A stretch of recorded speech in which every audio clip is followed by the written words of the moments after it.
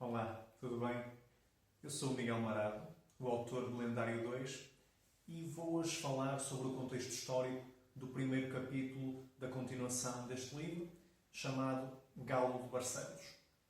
A lenda do Galo de Barcelos é muito conhecida, deu origem ao símbolo mais típico do nosso país, de Portugal. O que esta lenda nos diz é que um galego que fazia o caminho de Santiago é acusado de um crime e, para se defender desse mesmo crime, diz ao juiz que o galo, que o juiz está a preparar-se para comer um galo assado, que vai levantar-se e cantar se ele for enforcado, se ele for considerado culpado e enforcado. E o que acontece é que no momento em que o tal galego está a ser enforcado, apesar de ser inocente, o galo levanta-se e canta. O Galo de Barcelos, enquanto símbolo de Portugal, é também interessante na sua origem, de certa maneira. O galo, naturalmente, existia já no início do século XX, como uma peça cerâmica relacionada com esta lenda, e acabou por ser adotada pelo Serviço Nacional de Informação, no período do Estado Novo, do fascismo aqui em Portugal, como esse tal símbolo de Portugal que acabou por ser cada vez mais usado, sobretudo em eventos internacionais de promoção do país, e acabou por colar a imagem deste galo à imagem portuguesa. E assim até hoje continua a ser um símbolo, sobretudo ao nível turístico, aqui em Portugal, apesar de ser algo que originalmente tinha relativamente pouco impacto a nível nacional, não era tão conhecido como depois se tornou conhecido além fronteiras. Em Lendário 2, Rodrigo Baldaia, o protagonista, vai encontrar, neste tal primeiro episódio do Galo de Barcelos, um local secreto relacionado com a lenda do galo que se encontra no Paço dos Condes de Barcelos.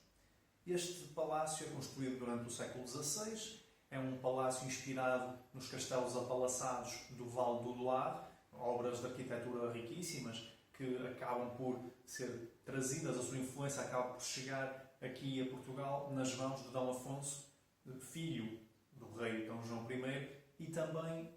não só Conde de Barcelos, como Duque de Bragança. Portanto, tanto o Paço em Barcelos como o Paço em Guimarães, o Paço dos Duques de Bragança, são ambos inspirados nos castelos do Loire e são ambos traduzidos para aqui, para Portugal, por mão do tal Dom Afonso. O palácio em Barcelos acaba por ser abandonado e progressivamente vai-se destruindo ao longo do tempo, inclusivamente sofreu danos no terremoto de 1755, no chamado terremoto de Lisboa, e tornou-se basicamente uma ruína. Então, já em estado de ruína, foi transformado numa espécie de museu livre e ao ar livre também da cidade de Barcelos. Um museu onde encontramos não só as próprias ruínas do Paço, logicamente, como também outras referências arqueológicas e históricas da própria cidade. Uma delas é um cruzeiro que traduz, digamos, de forma visual aquilo que é a lenda do galo, onde nós temos uma cruz de Cristo, temos a figura do galo, temos a figura de um homem enforcado e temos abaixo dele uma figura de Santiago. No que toca ao livro, aquilo que o Rodrigo acaba por descobrir no contexto deste passo, ele chega a uma espécie de capela que está no subsolo do próprio paço e que foi construída aí para albergar o tal Galo de Barcelos. Portanto, o verdadeiro, o tal animal que ressuscitou ao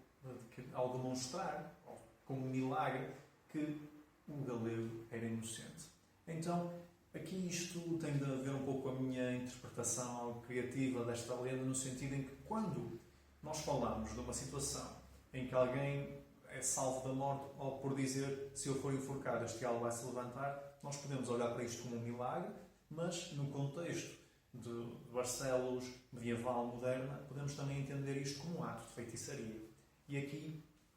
entra a minha interpretação do lugar que esta tal capela subterrânea teria na lenda. No fundo, é uma alusão a que esta dúvida sobre se isto era um milagre ou se era um ato de feitiçaria levou a que os responsáveis da cidade, nomeadamente o próprio Conde de Barcelos ou Dom Afonso, decidisse esconder o tal galo miraculoso numa capela que nunca seria visitada por ninguém, previsivelmente, até o Rodrigo Baldaia a encontrar no contexto do livro. Obrigado pela vossa atenção, voltarei com o episódio 2 do Lendário 2 também.